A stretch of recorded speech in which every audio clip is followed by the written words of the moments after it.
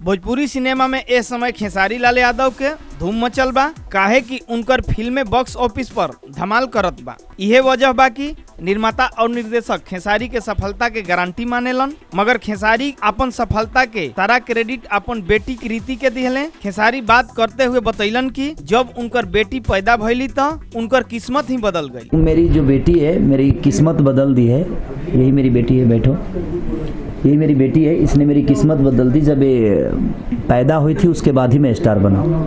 पक्का ना?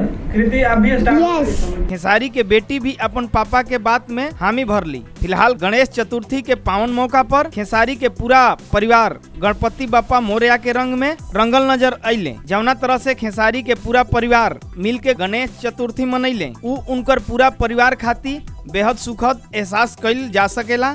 भोजपुरी के तमाम खबर जाने खातिर सब्सक्राइब करी भोजपुरिया न्यूज।